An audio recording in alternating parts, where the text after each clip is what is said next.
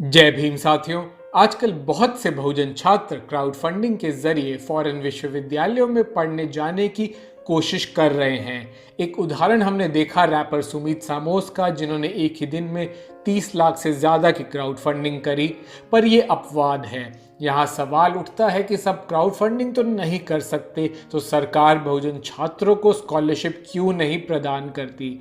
बहुत से छात्रों का सिलेक्शन तो हो जाता है हार्वर्ड, ऑक्सफोर्ड जैसी यूनिवर्सिटीज़ में भी, पर स्कॉलरशिप ना मिलने की वजह से वो अपनी मंजिल तक नहीं पहुंच पाते। हमने शोध में पाया कि सरकारों द्वारा दी गई स्कॉलरशिप्स केवल SC/ST समाज के लिए हैं, बहुत ही कम है, उसमें भी क्रीमी लेयर है और उन्हें पाने के लिए भी हजार मुश्किलें होती हैं। बाबा साहेब का कहना था कि फॉरेन में पढ़ना बहुत ज़रूरी है समाज को आगे बढ़ने के लिए। बाबा साहेब भी बड़ौदा के महाराजा सयाजीराव गायकवाड़ द्वारा प्रदान की गई स्कॉलरशिप से कोलंबिया यूनिवर्सिटी में पढ़ने गए थे। उन्होंने तो ब्रिटिश सरकार से स्कॉलरशिप दिलाकर कई SC/ST छात्रों को इंग्लैंड भेजा था पढ़ने के लिए, जिस पर आज़ाद भारत की ब्राह्मणवादी सरकारों ने बिल्कुल ध्यान नहीं दिया। हमने एक शोधकर्ता दिशा आमले से भी बात करी, जिन्हें ऑक्सफोर्ड में PhD में एडमिशन मिला पर स्कॉलरशिप नहीं। अब वो क्राउड फंडिंग से कोशिश कर रही हैं ऑक्सफोर्ड जाने की। जानते हैं उनसे स्कॉलरशिप पाने में क्या दिक्कत आई। हेलो एवरीवन, मेरा नाम दिशा है और मुझे ऑक्सफोर्ड यूनिवर्सिटी में DPhil इन हिस्ट्री के लिए ऑफर मिला है। मैंने I was shortlisted for field scholarship जो यूनिवर्सिटी प्लान करती है, बट उसमें मुझे मेरा फाइनल सिलेक्शन नहीं हुआ। देन मैंने MOS के लिए सोचा हुआ था, national overseas scholarship, but basically उसका जब मुझे मेरा लेटर मिला उसके 2 दिन बाद ही उसकी डेडलाइन थी, तो I couldn't apply for it.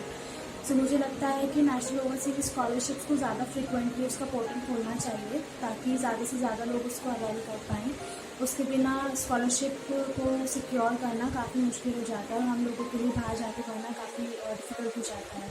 Last resort मेरे लिए क्राउड फंडिंग का बचा था, तो मैंने क्राउड फंडिंग के लिए अपील करी, बट उसका भी एक्सपीरियंस मेरा कुछ खास अच्छा नहीं रहा।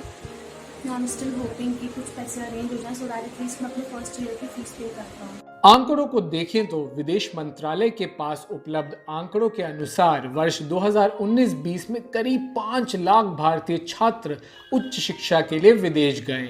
केंद्र सरकार की नेशनल ओवरसीज स्कॉलरशिप केवल 100 छात्रों को मिलती है हर साल। इन 100 में से 90 अनुसूचित जाति के उम्मीदवारों के लिए हैं, 6 डीनोटिफाइड सेमी नोमैडिक ट्राइब्स और भूमिहीन कृषि श्रमिक उम्मीदवारों के लिए और 4 पारंपरिक कारीगर उम्मीदवारों के लिए।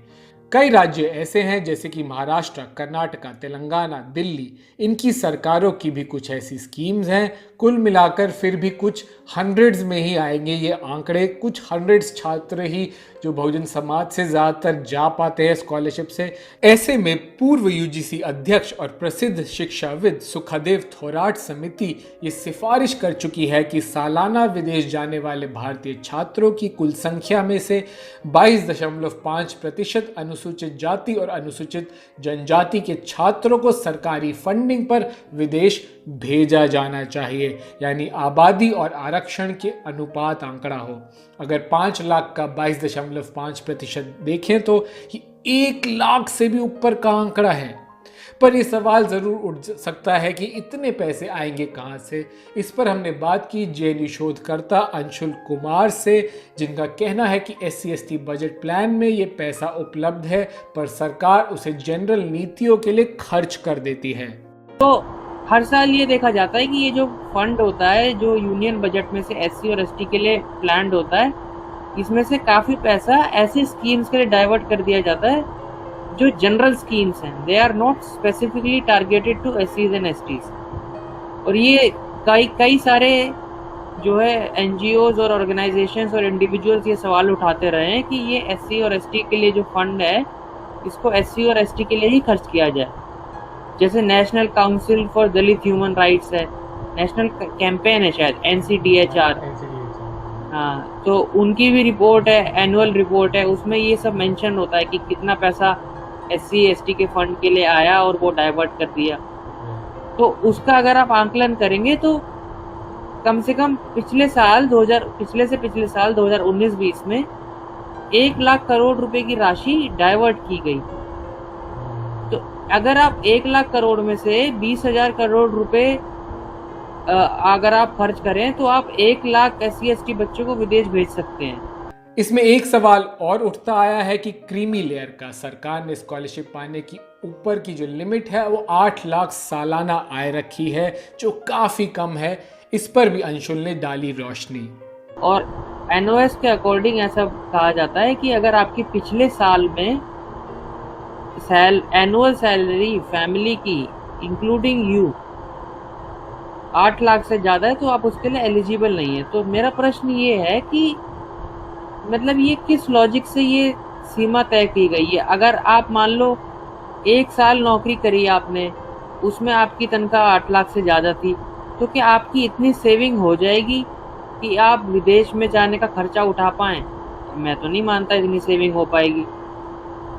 एक बार को ये माना जा सकता है कि 20-25 साल की सर्विस के बाद तो फिर भी माना जा सकता है कि इतनी सेविंग हो सकती है कि विदेश भेजा जा सके, लेकिन फिर भी विदेश में जाने का खर्च इतना ज़्यादा होता है कि 40 से 50 लाख जुटा पाना इतना संभव नहीं होता है।